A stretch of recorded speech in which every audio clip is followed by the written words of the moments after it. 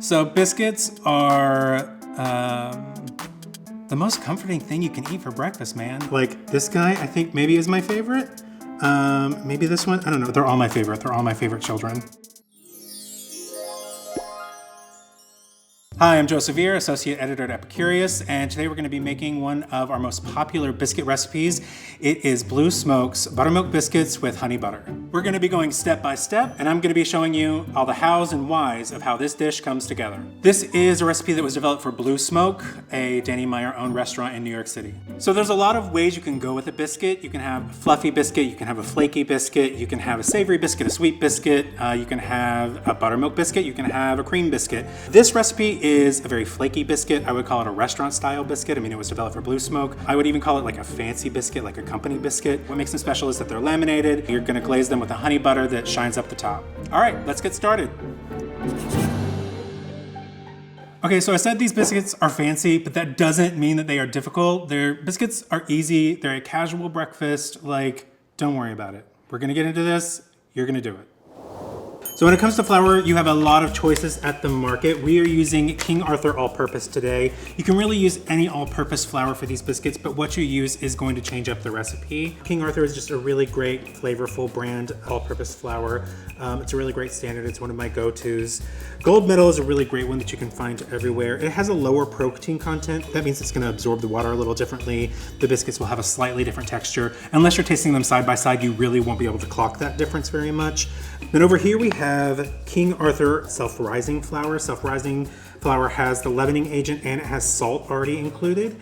This is not necessarily the same. This is actually made with a hard wheat. This is made with a soft wheat. Then finally we have White Lily here, which is also made with a soft winter wheat. This is like a classic Southern biscuit flour. My mother actually used to ship me this when I first moved to New York because I couldn't find it here. This is also a bleached flour, and you can see this is a lot wider than these other ones, although Gold Medal is also bleached. All white flours are technically bleached. However, if it says unbleached, it means it's going through a natural bleaching process. If it says bleached on the bag, that means it's going through a chemical bleaching process, which makes the flour a lot brighter. It's gonna make a much whiter biscuit. It's also going to be a little bit lighter actually, and a little more tender. However, the one that's gone through the natural process is gonna be a little more flavorful. So first we're gonna measure out our flour. We are not going to like dig in and scoop because that really impacts the flour and you want biscuits that are light and fluffy. So to do that, we're just gonna like use a spoon, fluff up the flour, and then we're gonna measure it out, fill up your cup, overfill it, and then we'll just use the straight edge of the spoon to scrape this back into the flour bag. And there you go. So first we're gonna mix our dry ingredients together. I've got 3 cups of flour here. This is baking powder. It's 4 teaspoons. We have half a teaspoon of baking soda. We have a tablespoon plus a teaspoon and a half of sugar. And last, we've got just a little bit of salt. And then we're gonna whisk these things together. You can use a whisk like this and just sort of go around. You wanna do it for longer than you think. Like at least count out like 30 seconds, because it takes a while for that leavening to get really like well mixed into the flour. If you also want to just use your hands to do it, you can certainly do it like that because we're going to get our hands into it eventually anyway, so you might as well start now. And now we're going to work in the butter. So fat is a very important component of this recipe. It gives it the flakiness, it gives it the interior texture that you want, and it makes them nice and rich, and it just gives them that buttery flavor that cannot be beat. These biscuits are all butter biscuits, just unsalted butter today. The other things you can use really are lard, which I love to do a biscuit that's half butter, half lard. Lard makes the biscuits a little more tender, not quite as flaky, but a really soft texture. Shortening does sort of the same thing as lard, and that's really if you just want to avoid using the animal fat. It also is flavorless, where the lard is going to give the biscuits a more savory flavor. Finally, we've got over here some vegan butter. This is the Miyokos brand. I think this is made with some cashew oil and some coconut oil. And I've made some really great vegan biscuits with this. It gives the nice sweet, nutty flavor. It sort of works sort of like the shortening in texture. All right, so I've had the butter chilling until I'm ready to use it. For this particular recipe, you want to have really cold butter because the water content in butter is going to really help give some lift to your biscuits. And because these are flaky biscuits, you want that water. It's going to really help create those flaky layers and push the biscuits up so they're nice and tall. All right, so I'm going to cut the butter into cubes. You don't need to be exact with this. I'm using a bench scraper because I'm going to be using a bench scraper later to help me manipulate the dough. You could also just use a knife for this. The advantages of a bench scraper is that, it's long enough to do the whole stick of butter at once. But also, when you're actually making the biscuits, it's an extension of your hand, and especially if you have hot hands like I do, it helps you move the flour around and move the dough around without getting your heat onto it. And it's another good tip for keeping the dough cold. So you're cutting the butter into cubes to start because it makes them easier to work into the flour. So you don't just dump a whole stick in there and then start working it in because then your wrist is gonna get really tired. This just gets the process started. All right, so just dump all of the butter into the dry ingredients.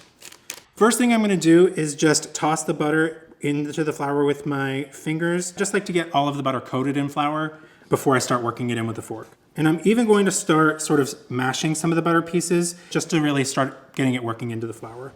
All right, now that that's started, I can use my fork. It's like a reverse dig, but I'm just sort of pushing the fork down into the flour, mashing the butter into smaller pieces. You're looking for pea-sized pieces. If you made pie crust before, this is probably really familiar to you. Here's a good tip when you're making biscuits. Always use a bowl that's a size larger than you think that you need. You're never gonna be sad that you used too big of a bowl. You'll be sad if you use too small of a bowl. You're not looking for homogeneous butter. You want some variation. This guy is pretty much what you're looking for right there. You don't wanna go any further than this. I'm just running my fingers through it one last time to make sure there are no really big pieces. All right, so our butter is perfectly incorporated into the flour, and now we're gonna work in the buttermilk. Buttermilk makes the biscuits tender. The acidity in buttermilk sort of cuts the gluten strands. The buttermilk also interacts with the baking soda and baking powder. The reason we're using both is because baking soda will have an immediate reaction with the buttermilk. It'll start to create lift immediately. The baking powder will too a little bit, but the baking powder is really there to give it even more oven spring. So when the heat hits, the baking powder reacts with the heat, and that causes them to rise. All right, so we're gonna work this in a little bit at a time. I'm gonna pour in about a third of it and then work that in, and another third, and then another third. And then each time I pour it in, I'm just gonna sort of use the fork to toss the buttermilk around so that all of the flour has a chance to interact. And then once you don't see any more wet spots, then you're good to go with your second pour. You wanna go slow with the buttermilk so you don't develop a really wet spot or a really lumpy spot. The big mistake people will make here is overwork your dough, and that's another thing that pouring the buttermilk in slowly will help you do. If you overmix your dough, the biscuits will have sort of a tougher texture. There'll be a little, you'll detect a little more chewiness. They won't be as tender.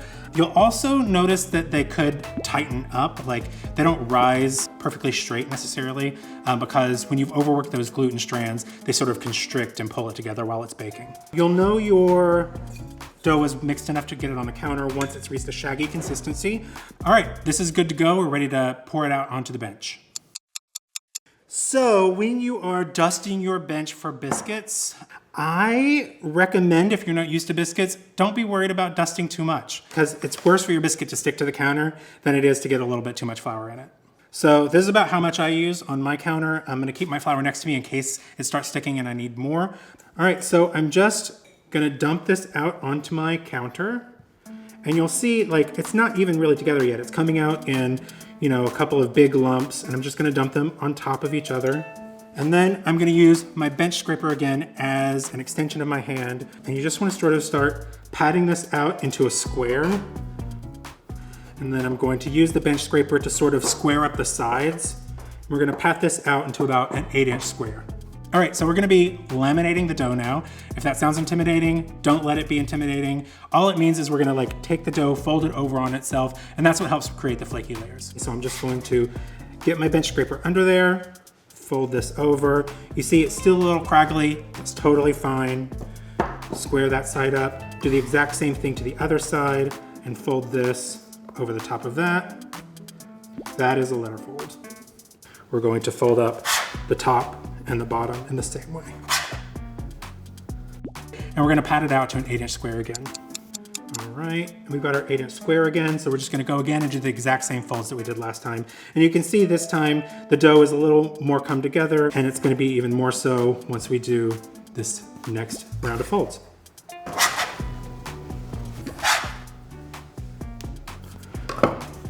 Now this is our dough. I like to say it feels like a firm pillow, and I'm just going to pat it out until it is 3/4 of an inch high. So this biscuit recipe makes 14 biscuits, give or take, 12 to 14. If you don't pat it out enough, you won't get that many out of it. If you pat it out too thin, you'll get way more. It also is really gonna affect the height. So if you want like a nice tall biscuit, pat it out to 3/4 inches. At this point, I'm going to switch to a rolling pin, but I'm not going to roll it. I'm just gonna use the rolling pin. I'm gonna dust it just a little bit with flour, and then I'm just gonna use it to pat the dough into that height. Rolling the biscuits would really work up the gluten more than just doing this like gentle patting where you're just sort of goading it into the size that you want it to be. All right, time for cutting out the biscuits. So I am using a 2.5 inch ring cutter for this. If you don't have ring cutters, you can use a glass. You could just cut them into squares if you really wanted to. All right, so I'm just going to take the cutter and run it into some flour that I've got on my bench just so it doesn't stick to the dough. So when you're cutting the biscuits, you want to take your cutter and go straight down and straight back up, no twisting. If you twist, that's gonna make all of those layers that you just worked into the dough stick together and you won't get the puff that you want. So when you're cutting out your biscuits, go ahead and put the ring cutter right next to the first one that you cut out. Get on the edge, because you want to get as many out of this first cutting as you can. These are going to be the most tender biscuits. We're going to do a second cutting with the scraps, but those are going to be a little tougher. They're still going to be just as good. They're going to taste just as great, but these are exceptional at this point, so just get as many as you can out of the dough. All right, so with the scraps, after you've cut out as many as you can from the first round, what I like to do is just sort of scoot all the scraps together. So all these raw edges where you cut out the biscuits sort of meet up and they sort of adhere to each other. So we're just gonna do a really quick letter fold again, just to make sure these biscuits match the beauty of these. Then when you're rolling out your scraps, you wanna make sure to get it the same height as you got your first round. You can even take one of these guys and compare him. They look pretty good. And then with the last of your scraps, really, if you just wanna like sort of ball those up and bake them and eat them on the side where nobody else is around, it'll still taste great. It just won't be as delicious and as beautiful as the other guys. All right, so I'm going to get this tray of biscuits into the freezer for about 15 minutes. That chill is really going to help them with their oven spring. So just like we talked about with keeping everything cold, skipping the freezer step will affect the final biscuits. They won't get quite as tall and they'll be a little more tough. If you skip it, it's not gonna like ruin your biscuits. So if you forget the step, it's okay, but it's highly recommended. So these were in the freezer for 15 minutes and now we're going to toss them into the oven. I'm gonna put them on the middle rack. That's so they cook evenly. If you put them too high in the oven, the tops will brown too quickly. If you put them too low, then the bottoms will brown too quickly. And I'm also going to rotate the pan about halfway through. So these bake for like 20 or 25 minutes. So about 10 minutes in, I'll go in and turn around the pan. And again, that's just so that they cook evenly. So while the biscuits are in the oven, we're gonna make our honey butter. So here we have the honey that we're using today, as well as a few other options you can find in your local market. For this recipe, we're using raw honey. It's a local honey. It's really super delicious. So with local honey, I encourage you to go find some local honey in your own backyard. Honey changes flavor based on where it is. It's going to be differently flavored based on what the bees are eating. And all of those different ingredients are going to impart their flavor to whatever honey the farmer is making. But you can also use Bear honey. This is a really common brand that you can get in the grocery store. It's gonna do the job. It's not gonna be quite as flavorful, but it'll be fine. If I was just making honey butter to spread on the biscuits and not glaze on the top, my go-to would be buckwheat honey. It's a darker version of honey. It has a flavor somewhere between the honey you're used to and a molasses. It's really delicious, but I wouldn't use this to glaze the top of the biscuits because it would give the sheen on the top would be too dark. Same with the cream honey. It would be a little weird to use it for glazing the top of the biscuits, but it's super delicious. It has a little bit of a different texture, a creamier texture, and it's great for mixing with the butter and then spreading between the biscuits just to eat on the side. Mike's Hot Honey, that's a great choice. It's infused with chilies, so it's a little bit spicy. If you're into that flavor, you can definitely use this one to use for the glazing or for making just the condiment for the side. All right, so the honey butter, really straightforward. We're using some good ingredients, nice honey, some flaky salt, which is going to give it some nice crystalline texture. So start with room temperature butter for this so that it's easy to whip together. This has been sitting out for about an hour. Depends on how cold your kitchen is, how long it's gonna take. If you wanted to, you could also just zap it in the microwave for a few seconds. Butter in the bowl, gonna go in with 2 tablespoons of honey, and then 2 teaspoons of the flaky salt. We're using flaky salt in here because it's going to give some texture to the honey butter. If you want to use kosher salt instead of flaky salt, that's fine. Just use a little bit less and just do it to taste. So this is really straightforward. I'm just stirring it together until it's all looks homogeneous. This will have some texture because of the salt, but it's basically come together. You don't see any streaks of honey. You don't see any streaks of butter. So that looks pretty good. And if you burn your biscuits, you could just eat this on some toast. All right, I think the biscuits are ready, so we're gonna pull them out and get them glazed. So these are beauties. You can see they've risen. You can see all those flakes inside the layers. And now, while they're still hot, we wanna get the honey butter on there. So I'm just using a pastry brush. You could use a regular butter knife, or if you have an offset spatula, any of those will work. And I'm just doing a really thin layer just to give them some gloss on the top. So these are looking really great. You can see they're golden brown on top. The butter is adding like this nice sheen.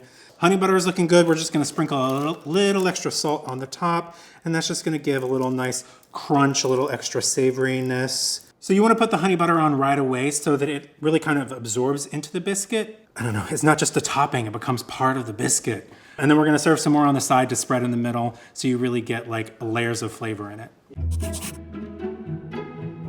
Okay, time to break into the biscuits, and I think I'm gonna go for this guy. If at all possible, serve your biscuits warm. Warm biscuits are the best biscuits. To open the biscuit, I'm gonna use a fork. These are so flaky that they'll probably just break apart if you just wanna pull them apart.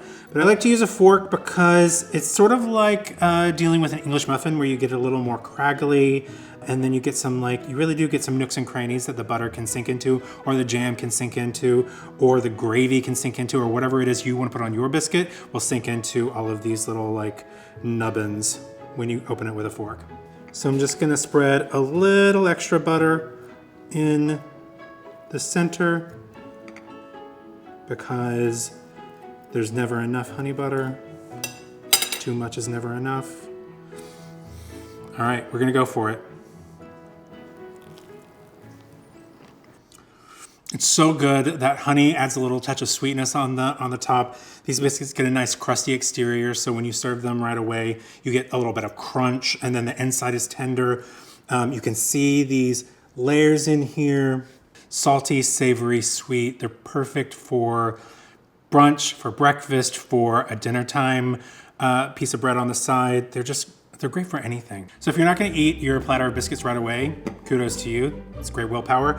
You can keep them around on the counter for 2 or 3 days, or stick them in the freezer. They'll stay there for about maybe 3 months. And then if you've got them on the counter, you can just stick them in a toaster oven to warm it back up. If you've got them in the freezer, my mother makes a full batch of biscuits whenever she makes biscuits and sticks them in the freezer, and then she just wraps a damp paper towel around it and sticks them in the microwave for 30 seconds to a minute. And they come out just tender and delicious as they were when she first baked them. All right, thanks for joining me today for brunch. Now it's time for you to make your biscuits at home. You can get the recipe in the description below or go to epicurious.com.